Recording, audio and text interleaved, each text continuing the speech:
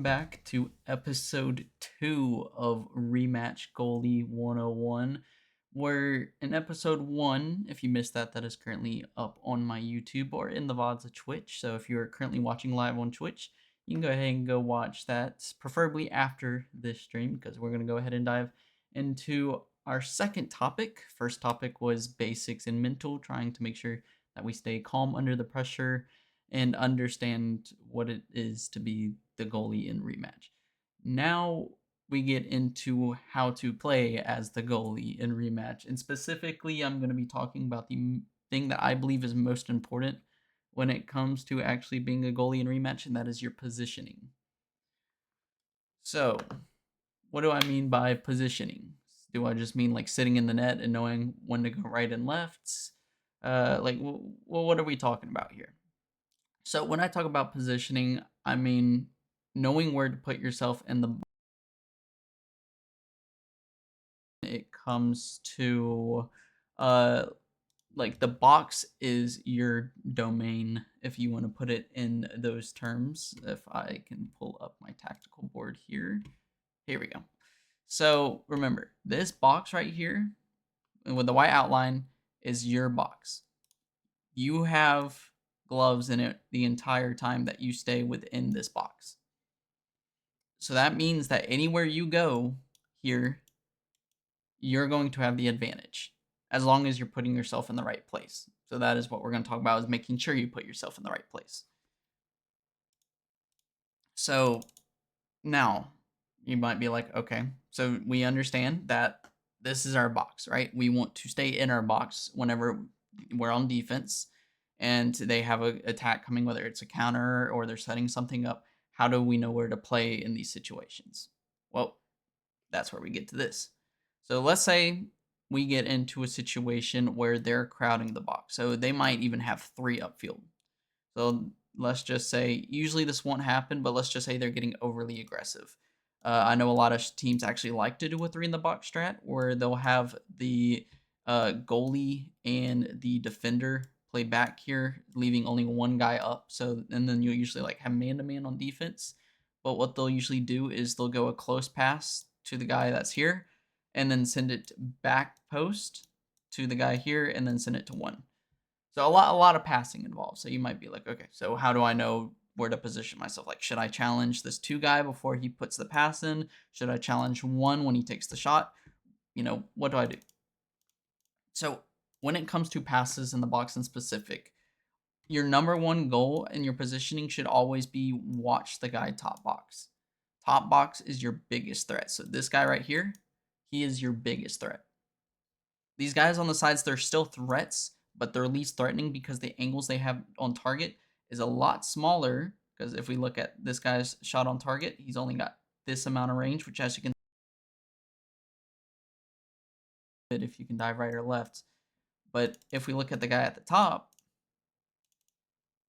his angle is a full-on scope of your net. So now you're trying to play it a little bit rougher than if it was coming from a guy in the corner.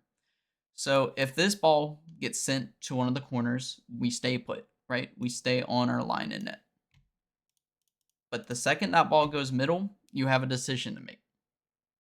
If the defender, or I guess in this case, the opposing team, the striker, if they are challenge this by the time that shot gets off, then challenge the ball. So if you're standing up here, like if you already know the pass is coming through, so by the time this gets to 2 here and you start moving up knowing it's going to be a pass, so they do hit that pass, then you can step and dive at this. But if you're uncertain, then you need to play reactionary. Stay on your line, wait for the shot to come in and play off that. Again, situations will vary, but you need to know when to step out, when not to. So like if they're crowding your box, realistically, you want to get aggressive. So you want to be more on the push outside. But that's only if it's a pass coming in. Now, if they're in the box with the ball, like here, and they have like 2 options or even just 1 option, let's say this 2 guy is like playing out wider, and you're the 1 guy here, he's your only like pass option threat, still stay on your line. Like if that ball is in your box, if you step out at all, it's a lot easier for them because how close they are, they can easily get a shot on. Now, I know I said earlier when it's like 3 in the box, if the pass is going out, you can step out a little, but that's mainly because off this pass, they're going to one touch it. Like majority of the time, they're going to one touch. So if you step out here, you're playing for the most realistic option, which again you can watch for the animation. Like if you see them going up high and using their head, then you know it's a header pass. Because if they go for a shot for a header there, that wouldn't make sense. And even if they do and you step out, it's still a free save because the header animation isn't quick enough. But let's say, for example, that we'll bring two back into the box here. Let's say you see them line up for a shot animation here. Okay, let's say you step out. So you're like, okay, well, I've already stepped out, but this is where you're like, okay, you're still on a good angle to where you're blocking here. To where, again, let's remember their shot angle. Their shot angle is here. Let me move the ball the way a little. To here. Again, my line's crooked, so ignore that. It's like more like that wider. But you see how that line is basically fully blocking their only angle of attack? So you only have to dive one way, realistically. So if they take that shot, you're still at a good space to be able to block that.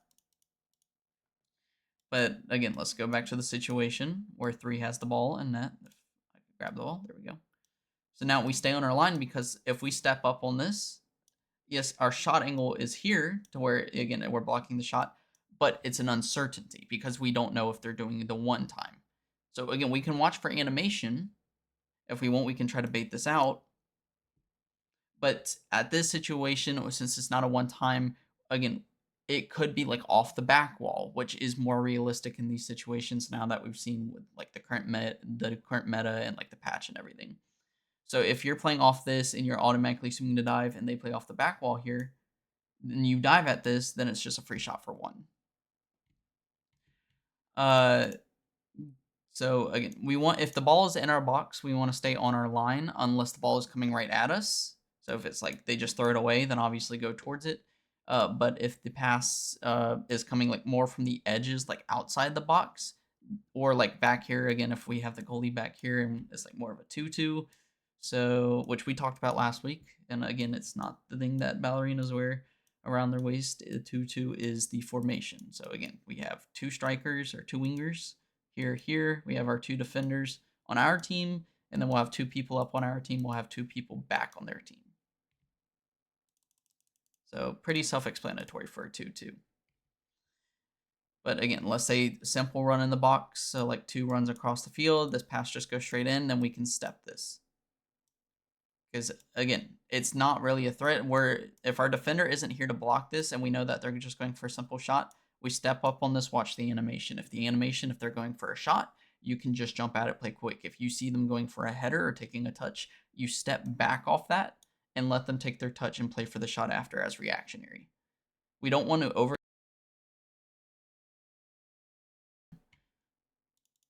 Now I'm going to give a few examples of this by going over the replay. Also, Neon, thank you so much for the 4-month sub. I saw that. You are genuinely goated. Love you, brother. I hope you're doing well. But let me go ahead and switch to our replay review. So this is from the beta tournament where I was running with Fifth, Inted, Grizzles, and Red. So if you haven't seen Grizzles' video yet, go check that out. Insane what he does. I'm gonna be bald. At this point, I wouldn't doubt it, Neon.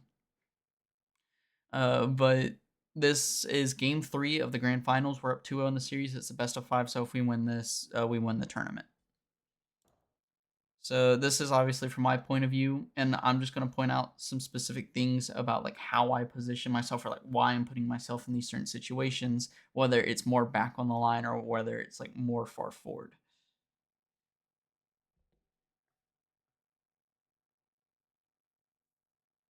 So we'll see here again. See how I step out on this? Remember what I talked about on the tactical board just like a minute ago? If that pass is coming out from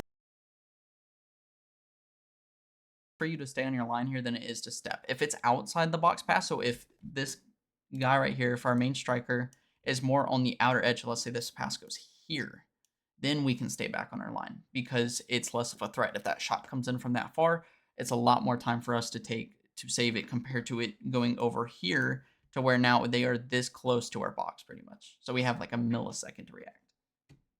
So that's why whenever that we see that indicator inside our box, we step to it.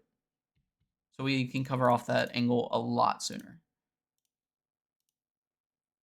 So again, it wasn't a threat. Luckily, our defender got there in time, was reading the passing lane, but we still cover that angle for the shot because we saw the shot animation as well. So that way, if they threw it, we would have had it immediately. So I'm gonna go ahead and start skipping forward a little bit more as well. Also, you'll see stuff like this where they'll like give me the ball and we'll try to play off of it.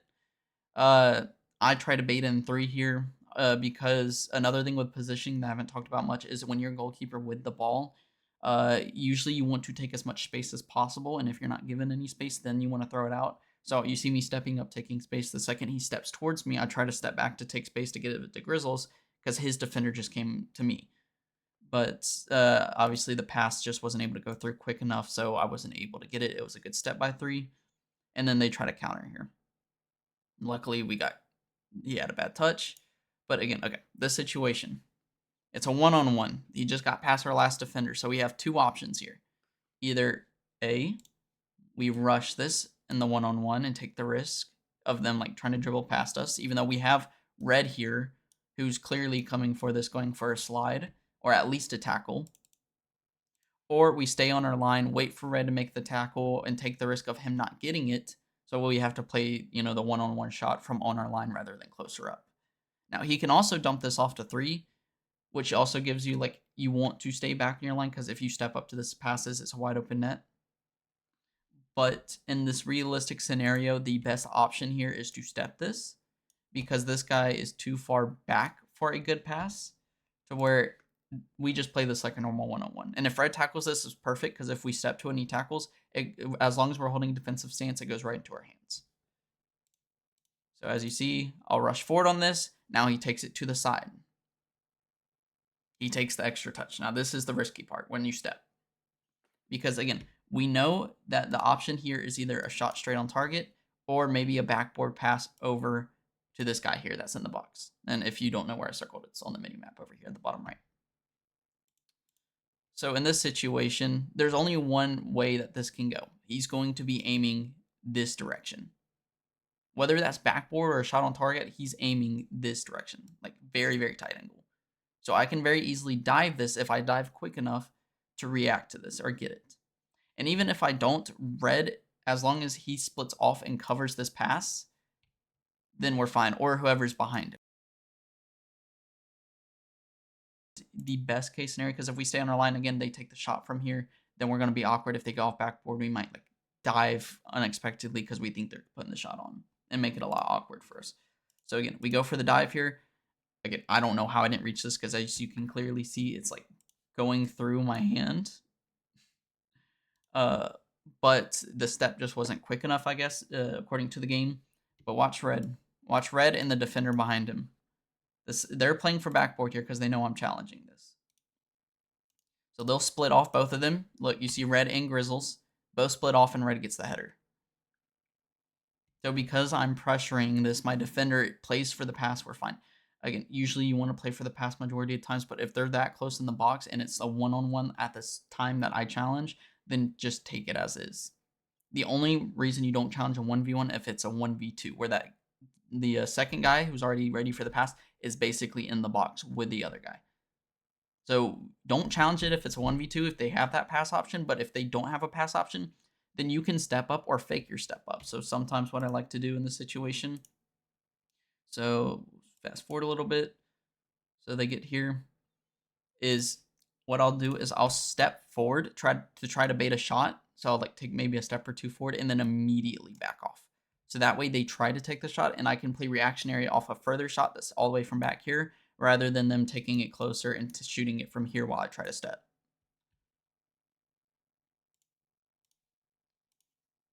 Again, we've already seen this. We'll let it play out a little bit longer. And then they just advance it downfield. So I'll try to skip to where the next defensive possession is. Again, they have control here, but I'm staying on my line because I'm letting my defenders handle it. There's no reason for me to step forward here because there's no threat yet. they don't have full control of it, and even if they do, I still have Fifth and Grizzles on my back line helping me out.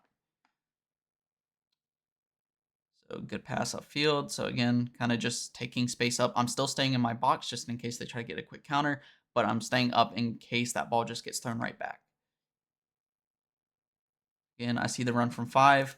I step back because I know Grizzles is on it, but it also, again, it's a far shot. There's no reason for me to step to it because the shot's so far that, and it's from a tighter angle since they're more towards the side of the box, that it's a lot easier for me to assess where to put myself and be like, okay, I can have an easy save if I just stay on my line rather than jumping at it. Because again, the shot's not going to be that quick.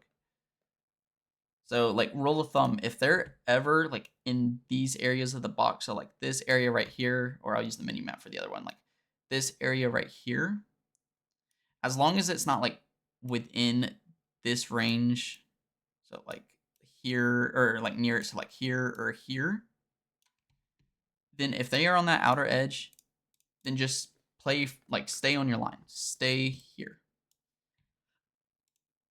Because again, whenever they're over here, it's less threatening of an angle for you to save versus if they're top box and now say they're here and you have to guard the full on, wide angle of the net from both sides.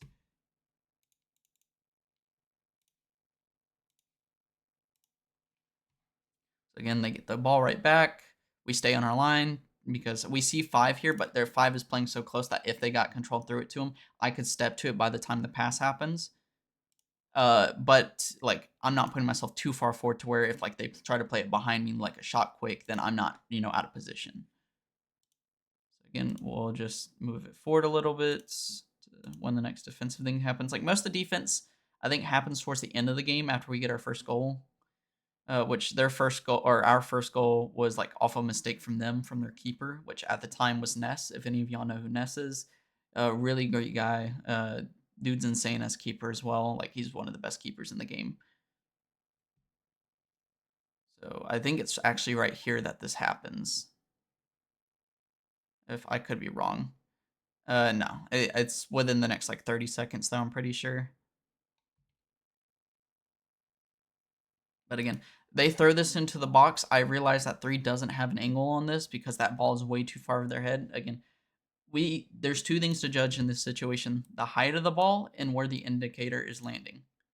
Right? We see that ball is already at this point in the air, and the indicator is this far, meaning that the angle that it has to realistically come in at is going to be over his head. So there's no threat on this whatsoever for a shot. But again, even if there is, we stay on our line because they are so far out on this corner that if by some miracle they get this, the shot is very easily savable. But we're playing for the miss, so we stay, again, still stay on that line. If they take the shot from here, we're covering that angle. While also, if if he misses, then I can shift to this and grab it before they can reach it because they're already so far ahead. And also, Ganje, yes, I did graduate. I have my master's degree in business administration for marketing and management. So the graduation cap, it's for this, but I also used it for graduation. But yeah, you'll see again, I realized that the shot didn't go through. They weren't able to reach it, so I'll go ahead and step and grab the ball so I can have possession. And then we try to get a quick counter because the Reds upfield, the Grizzles, so they have a 2-on-1. And I just, it was unfortunate pass that went through, but I think this is where the mistake came through. Nah. I just remember Ness had a mistake that caused like us to win 1-0 this game. I just don't remember at what time it was. Again, staying on our line because we have 2 options in the box. We don't want to be too risky here because even though this is here, we have 1 and 2. If they go to the right and I step to play this left guy, then it's an open net. If they play it left and I press the right guy, it's an open net. That's why we stay on our line when there's multiple options in the box. And the pass comes through, Inted gets the interception, but even if he didn't, the 3 got the shot on target because we saw the animation. We're still on our line, again, to block that angle. That angle is a very tight angle from there, so as long as we stay within this area here, we're fine.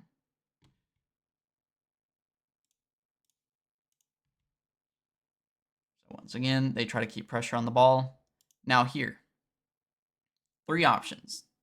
We're going to see number 1, a shot goes straight on. Second option is a pass top box. Third option is a pass back post. Because if you can see on the menu map, they have a third guy here. So what do I do in this situation? They have the angle. They have a pass angle because they're on the side, and they have two options. Again, top and right. Or they could just shoot this. So if I step too far off my line, like if I try to cover both angles by stepping more towards the PK spot and they shoot it, I can't reach this because even though I have this angle, if that ball goes close, I'm too far. So what do? Realistically, in this situation, we want to, again, stay on your line, but put yourself just a little bit off of it. So you want to cover a little bit more here to where you're still at a good spot to where if you have to run out towards the top or to the side, you can. But you want to be as close to your line as possible because if this goes top, again, two pass options in the box, meaning that it's going to be impossible to know which one they're going for if they go for a pass here instead of a shot. So if they go to 2 here, and again, I go for back post, it's going to be harder for me to save. If I run towards top box and they go back post, it's going to be hard for me to save. So stay on your line and play reactionary. If they go for one of the passes, the pass is still so far out, again, because top is covering all the way here on the edge. And again, the angle for the guy far box is so far wide that it's so easy for us to read as long as we stay on our line that your best case of action is just staying within that little box that I just drew. You can step out a little bit to make it more threatening if you feel like you need to, but you want to stay as close to your line as possible. And you can even step out here before this comes through to try to force them to shoot it. So that way you're still close enough to make a save at any angle. So we see here, pass goes through to the side. Fifth's playing good though, but I stay on my line just in case he goes back post. And you see how I start shifting my body immediately as I see that ball go for him. So I was covering front post looking this way. I immediately shift my body this way to play for the next option. But again, Fifth does a good job of blocking this angle. So by the time it gets through, he can have a counterattack to Grizzles or just pass back to me or even to int it over here. Yeah, he opts for Grizzles since Grizzles is wide open. And then again, we try to take a counterattack.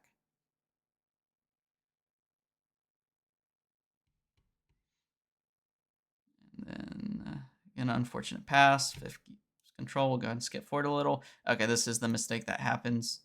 I'll play it from here. So Grizzles misses the ball, ends up getting it stolen from him by 5 once he finally gets control. Nest takes this, but because 5 touched the ball, it's only a 3-second timer compared to a 7-second.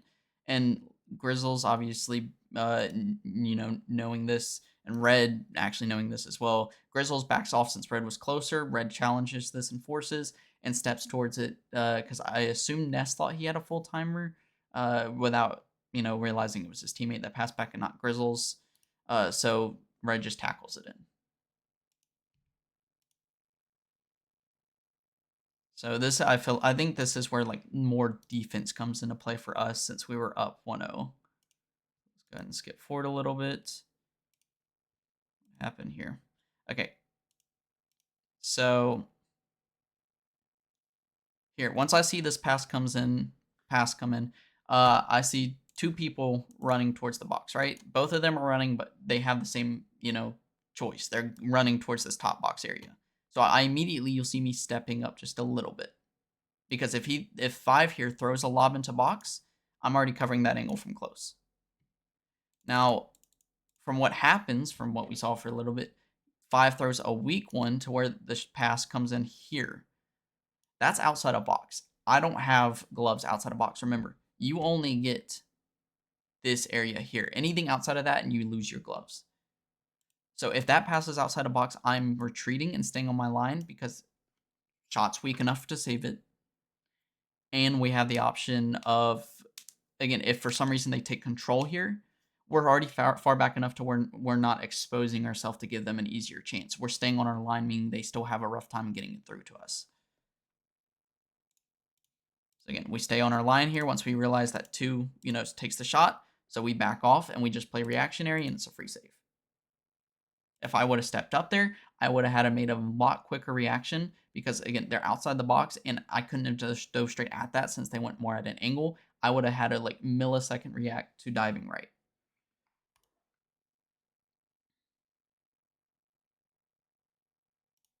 let's try to skip forward a little bit more. Okay. Again, 1v2 scenario. Not for me. I'm talking about for red here. So red's playing the pass. Realistically, they're playing the pass every time. Now, the reason I don't treat this as a 1v1, even though red's playing the pass, is because if that pass gets through somehow, then that's just a free shot for them if I step to this. I have to stay on my line because, again, we treat it as they have two options. We only have one. So I stay on my line here, wait for the pass to come through or the shot. That's why I'm looking at 5. You'll see me angling my body, watching for the shot specifically, because if they pass this, then all I have to do is just barely shift my body, and I'll be able to, put myself straight on to save it. But again, pass comes through. That's not the best, so we just, have a free grab. And take our time here. Something that I like to say with the passing, we'll go more into depth in passing as a goalkeeper in another episode. But the very first few seconds of your timer, so within the first second or two, assess your options upfield. That's your number one thing. Look upfield to see for counterattack. So we'll see Grizzles is the only one that's upfield, and he's being marked by 4 if we throw it to him. We could possibly put it out wide, but Intid's not close enough to where if we give it to him, he might have to slow down to try to give it to Intid or Fifth, Red, whoever's going to push up. So it's not the best option, so we want to slow this down and just look for our option short. Now we only see 2 guarding here since one's guarding me, and we have 3 guys here, here, here. Meaning that our best option is going to be whoever's the most open. And we just overhand it, because, with 2 here, our safest bet is an overhand because those are the only passes from a goalkeeper that can't be blocked. So again, we see Fifth and Intid being the ones that are the most open. Once 3 steps to Intid, Fifth is the most open in this situation. So realistically, we can give it to Fifth, which I don't, he's wide open. But I actually see why I passed this to Intid now. Is because another thing that goalkeepers don't realize, and something that I'm not even kidding, I just realized probably about a week or 2 ago, or right before this was recorded, which just says 10/18, so yeah, about 2 weeks ago, is that if you want to play these options out on the edges, since 3 is still far wide from him, we can use the sidewall here, at least play it as close as possible to where 3 still can't reach this. Because even if it goes off sidewall here, it's still going to get a bounce to where Intid can get the beat here and then play it quick. Because remember what I said earlier. Grizzles had separation. It was just not as much because we would have had to play it wide. Intid, now that Intid is going forward on this, now we have a better angle of attack. Because if I can get this to Intid, Grizzle can make a run cross and have a shot on target. So we can stay threatening here with the counterattacks. So I use every second I can to assess my options. I see Intid has space. I throw it down to him off the sidewall. He takes a touch, and then he tries to go quick. Now he has Grizzles and Red on a quick counterattack, which I believe he tries to go red top box. He does, and we get a shot opportunity off that because we played it so quick forward. It's just unfortunate that it got blocked. So once again, about a minute remaining in the situation now. I know you can't see the top left because of my camera, but there's a minute 10 remaining at this point, and we're up 1-0. So actually, let me move my camera now that I think about it. This might make it a little bit easier for y'all because you can see the scoreboard now. Y'all don't really need to worry about my ping and everything, I feel like. So we'll just move it over that. All right, let's continue though. So once again, this goes in the box. We can step this, but we have Fifth and Red both collapsing on this. So if it's just me in this box, or if we have only Red and Red's far, we don't step to this. Or sorry, we do step to this, excuse me. I was confusing my words. If it's only us or Red's in a far spot, and we challenge this because it's our best course of action. Because again, look at the angle. Ball's coming in. We see him already going up for his animation, even though circle says here. This tells me that they're going to be inside the box for the shot. The only reason I don't step is we have 2 defenders on this ball. Both Fifth and Red are here. Us stepping to this is committing 3 people, which we don't realistically need to do. It's a safer option, but we can play off them to get a deflect and get it. And they're still they're still pretty far in the box at an angle to where as long as we stay on our line, we can still have a save as long as the shot is like, right at us and they're not trying to do something like a backboard pass, which again, the shot comes in quick. We play for red and fifth to dive. They both miss, but I put myself in a good position to save it. Because once again, look at the angle he's shooting from once he gets the ball. And let it go forward a little bit. Once he gets this, I tried to pause it. I guess it won't let me. Sorry, I'm going to go back to it one more time. All right, here. I am playing close post here because the angle, again, they're playing out wide. It's not as far wide as we're usually talking about with like over here, but they're still playing wide enough to where their angle is cut down. Meaning that I want to, again, stay more central. Like, imagine a line between this close post right here. Again, if you can't see where I'm drawing, it's in the bottom right corner in the mini map. This close post corner right here. So this one, I drew on the wrong one. So like here, it's kind of hard to see with the yellow. Give me a second. This might be easier. Yeah, there we go. Here, and then imagine a middle line. So here we'll use blue because my character's color, the jerseys are black. Here. So imagine there being a middle line in between the two. So like that. We want to put ourselves pretty much dead center of that line. So again, from here, you can't see it, but the middle spot's like here, post is here. We want to put ourselves in the middle, which is around here. So that's what I do. I keep myself close to the post. They try to go close post shot, but because I'm playing the closer post, even if I have a late reaction time, I still can make the save if I dive to the right because I'm already so close to it. So again, I dive quick because I realize it's going close post, and I get the save because I put myself in the position to make that save. I stayed close to the post in case it was a close post shot, and even if it went far, I have more time to react because it's going to the opposite side from a worse angle to where I can just scoot over and dive and I'll be fine.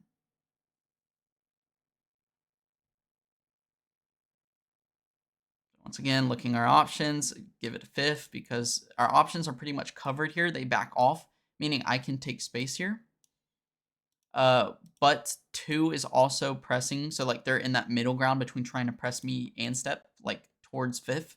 So now that I see them stepping me, they at least give enough space to fifth to have an opening. So that's why I immediately look towards fifth to get that pass to him. And then again, he gets stepped, but that's perfect from him because he has Inted now wide open because Inted's man stepped right at him. So again, we have numbers again. We try to take a counter attack. Inted gets stepped, unfortunately, so now we go back on defense. Again, look at where my teammates are and look at where the ball is going. This pass comes in, so the pass, again, coming from outside the box, if they go for a shot for this, it's not a threat.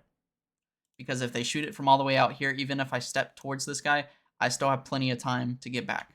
The only pass option is this guy right here. So I'll let it play through just a little bit longer. So here, again, look at the indicator. It's inside the box. Look at the angle. It's going through here. Now, we know that this is inside the box, again, because of the angle, but we know it's going to be far edge of the box. So it's going to be more around like this area here. I have enough time to reach this to where I can close this off and make it worse of an attempt for them to shoot. Because Grizzles and Fifth, even though we have 2 guys near, they're still too far to be able to challenge this. Unlike last opportunity, where both of them were pretty much right on them, they're both still running from far trying to reach it, meaning I'm basically in a 1v1 here for the shot. Fifth nor Grizzles can get there to block this. So I step up. And again, I close out the distance, so by the time they shoot, because I realize the animation they're going for is a shot animation rather than a header or anything like that, I have a free save. Again, we just look to get it out quick. Just pass it through. Now we have less than 30 seconds. Now we're only worried about here. If we can get another goal to close the game out, that's what we're going for, as Grizzles went for their just unfortunate miss. But right now, number 1 priority is just trying to get this game over with in 1. Which I just realized I said that I want to keep the matches like under 30, or not the matches, the episodes under 30 minutes, and we're at 34. So I'll try to finish this out quickly. But here I will admit I got a little bit lucky on the shot. I was playing for the shot in this case, but as you can see here, I stepped off my line just a little bit. Because remember, if they're coming from close post, You want to be more in that angle. So you see me step there, but I back off just a tiny bit, and that could have screwed me up if they would have gone close post. I still played for the close post, but I mean, it had already hit the post by the time I dived. So that's why, like, even I, make mistakes. Like, you have to be disciplined at staying on your line, because I wasn't right there, and that could have ended up being very bad if he would have put that like perfectly on target in that corner. And then this is pretty much where the game ends. Yeah, it just puts a shot on target, and then we win the tournament. So that's essentially like the majority of it. Just again, knowing to put yourself when to put yourself on the line, when to step out into the box and challenge. Knowing how to be like a little bit more baity, like if you want to step forward into space to try to bait out a shot, and then step back once you realize the shot's coming in. Like just trying to get into the opponent's heads and like forcing them to put it exactly where you want them to, so you already know where to go. But yeah, that is going to be all for the episode. Unless anyone has any questions, I will go through and answer questions now before we get into closing thoughts. Like I said, I'm going to try to wrap this up as quickly as possible since we've already reached over the 30-minute mark. So anyone in the chat, I think I have the chat box activated now. So it should pop up like right next to me. So like around here, if anyone types anything. But yeah, if anyone has any questions whatsoever, feel free to ask them. If not, we will go ahead and end this episode too until the next time. So let me just go ahead and close this down. All right. But so far, the only questions that I've really seen is Moot coming in and asking where Skyline's at because I'm wearing this get up. I'm still here. I'm just in my nerdy phase. But yeah, if no one has any questions about positioning, which it does not look like, I'll give it maybe another like 30 seconds. Then I am going to go ahead and start doing the closing thoughts. And then we will end there. If someone has a question, I'll still answer it. But yeah, just make sure that whenever you're inside the box, take your time. Okay, you can see the chat box is so squished down for some reason in the bottom right, but you can see it. Okay, that's good to know. But when it comes to putting yourself in the right positions in the box in the right situations, if there are multiple defenders in the box and you have very little defenders in the box, make sure to step forward, like try to take pressure while you can if the ball is coming in from outside the box. But that's only if you like, if the pass is going to someone that's close to you. Again, it's harder to like explain it perfectly in these certain situations. Like you have to be more in them. Like I kind of explained with like if it's two in the box and you have one defender, one's guarding the pass, but the ball's already in the box, so you stay on your line because you have the threat of both the shot and the pass, and the ball's already so close. Uh, just again, positioning is going to be the number one thing that separates a bad goalie from a decent goalie to a good goalie. So, so make sure that if you want to become a good keeper, at least get decent at it. Focus on your positioning more than anything. If you know how to put yourself in certain situations and make it easier for yourself, that is going to be a lot better for not only you but your team as well. All right. But I see here that yeah, Viper, you're welcome. I hope this is eventful stuff to use in your sim racing. But yeah, uh, whenever the next episode is, it probably won't be for another 2 weeks because I will be out of town. I will be in Atlanta for for DreamHack. Sorry, I just saw what Dom said. For MRC, thanks. All right, Bet Mendoza. But I will be out of town for DreamHack with my team for Collegiate Rocket League, and then the week after I'll be in Kentucky with them. So I'm going to be very busy traveling. But whenever I come back, we will have episode 3, and then also possibly the hot tub stream when I come back. To anyone that doesn't know, I made a goal that when I hit 100 subs, I would do a hot tub stream. So, and I hit that goal. So if anyone wants to know what that is, make sure to join the Discord. It should be in the link below if you're watching this on YouTube, in my description. Or if you're in the stream currently, just do !Discord and that will take you straight to it. Make sure that you have notifications enabled because I will at you guys in the Discord whenever it happens. Same thing for the episodes. The episodes will be announced on my Discord about the timing and what day. But until then, thank y'all so much for being here for episode 2, and I will see y'all in episode 3, hopefully soon. Until then, peace.